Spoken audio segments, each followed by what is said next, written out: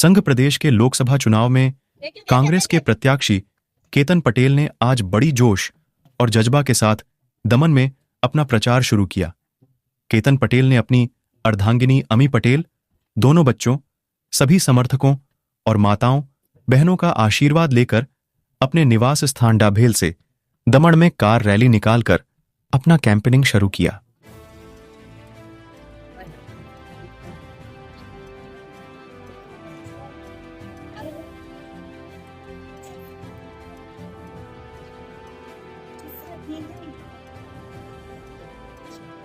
આજે રેલીનું આયોજન કરવામાં આવ્યું છે,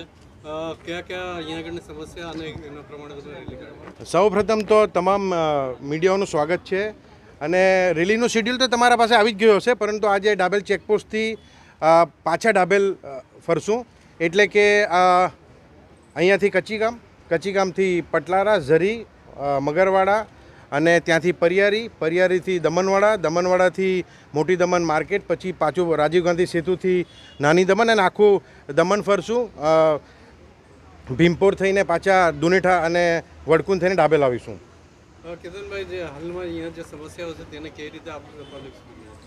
સમસ્યાઓનો તો ટોપલો છે અને આજે હમણાં સમય નથી સમસ્યા પર વાત કરવાની, તમને બધાને ખબર જ છે, પણ એક બહુ સિરિયસ સમસ્યા છે, એ યુવાઓ બેરોજગાર છે. હું વારંવાર કહેતો આવ્યો છું કે દમણના યુવાઓ બેરોજગાર છે, કોઈને સરકારી નોકરી મળતી નથી અને અમારું એક સપનું છે કે આપણા અહીંયાથી મજબૂત સાંસદ સંસદમાં જાય તો એક વિધાનસભાનું ગઠન કરવાનું છે, જે જૂનું આપણી બહુ મોટી સમસ્યા છે, અને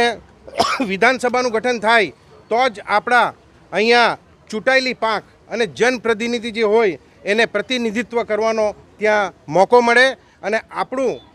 અહીંયા દમણ દીવમાં એક વિધાનસભા અને દાદરા નગર હવેલી મળીને વિધાનસભા સ્થાપિત થાય એ અમારું સપનું રહ્યું છે અને એ સપનું અમે સાકાર કરી રહીશું અને કોંગ્રેસ પાર્ટી તરફથી આ પહેલી સીટ અમે દિલ્હી આપીશું.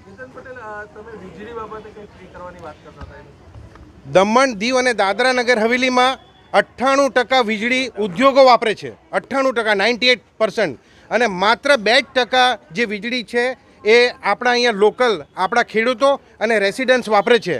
અમે અમારા મેનિફેસ્ટોમાં લખીશું કે 2% વીજળી એટલે કે તમામ દાદરા નગર હવેલી દમણ દીવના રેસિડન્ટ્સોને ફ્રી કરી દેવાય. પણ હું દમણ દીવની વાતો કરું તો દમણ દીવમાં તમામ આપણા જે ખેડૂતો છે અને જે રેસિડન્ટ્સ જે આપણા બધા જે ઘરમાં જે વીજળી આવે છે એ અમે ફ્રી કરાવી દઈશું. તમે પોતે જોઈ રહ્યા છે જે રીતે જે સમર્થન છે, અને હજી તો આ શરૂઆત છે, આપણે બધા ગામમાં જઈએ અને આગળ જોઈએ શું છે. Thank you.